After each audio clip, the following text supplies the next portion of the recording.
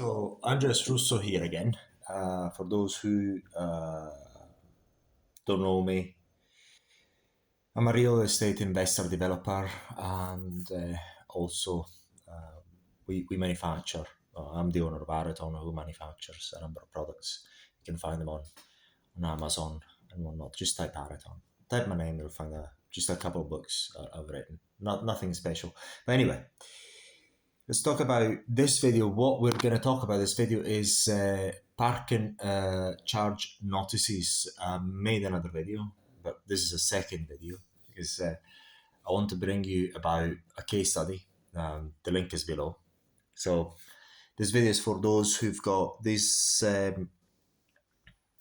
letter from the parking from some private company, NCP or any Euro car parks, whatever. And they're asking you to, usually they ask £60 for £60 to start with, but they say there's 100, but then they drop it £60 if you pay within a certain amount of time. Just to let you know, basically these are only invoices. In these letters, they put down that you've got 20 days to do the appeal. Is all bullcrap. There's no appeal by law. It's only an invoice. Invoices don't need any appeals. The only way you can enforce an invoice is through a court order in a civil court. So, if you received it and you think it's not fair, basically you just don't pay it. There's no any enforcement power that the company has on you, neither the supposed debt collectors. In these letters, they put as creditors. They are creditors. You have no, it's incredible the amount of bullcrap that they put in these letters, both from these private companies and the debt collectors. And they lie, especially the debt collectors. They lie and lie and lie and lie and deceive. So if you want to know, basically I've employed a bit of time, or my time, to sort of fight one of these parking charges. It's not as if I don't want to pay fair amounts, but if something's unfair, I refuse to pay. I've been sent an invoice and I've been taken to the court by even a solicitor, and he couldn't even win. The point is, going through court proceedings, as a matter of fact, is extremely expensive and hard. So, in this case, is the company who is giving you this parking charge notice, which is an invoice that needs to prove to the judge that this is due as they say it is due. Now, again, to summarize, number one, they have to prove to the judge in the court, okay, in any county court, that you have signed an agreement. If not, that you have seen it. They have to prove that you have seen it.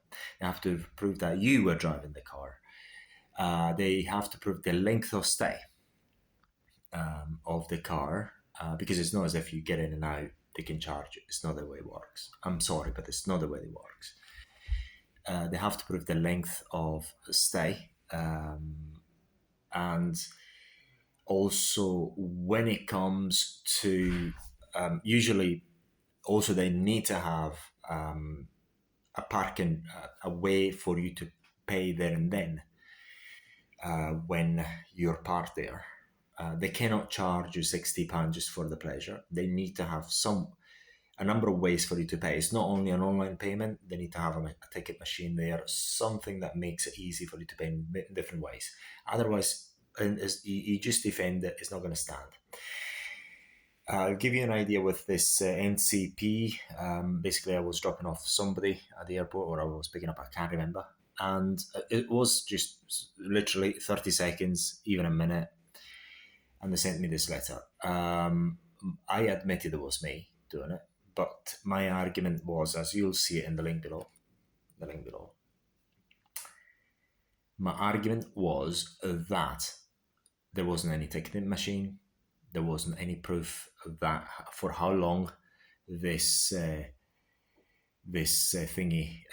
The car was parked there. There wasn't any double yellow lines. There was a number of many things you can again read on the link below. And also, pretty much in any parking charge notice, you can have a very strong line of defense anyway. All you have to do is listen carefully. All you have to do is just send a letter to either the company or the debt collector. You've got all the time in your life saying, look, give me the proof that it was me driving the car.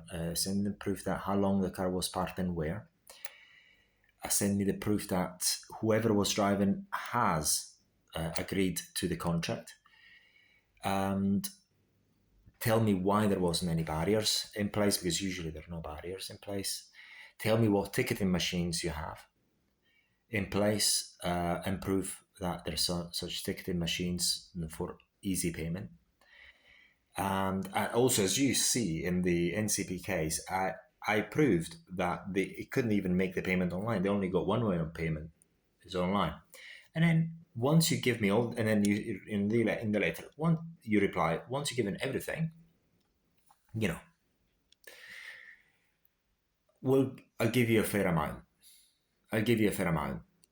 Whatever is fair, I'll give it to you. It's granted, but you need to prove all that. They will never reply back to you with none of it. If you don't believe me, look it up, try it yourself. They will never give you any of it, or only a very small portion of it.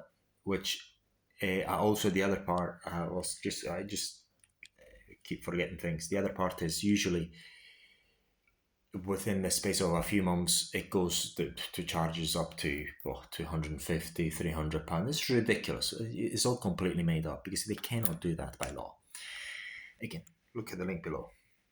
And basically, as long as you write a letter and you've got proof that you write a letter either to the company or the supposed debt collector, because you've got no debt until you've got a court order against you, then you've got a strong line of defense because they will never reply with any of it. There you go.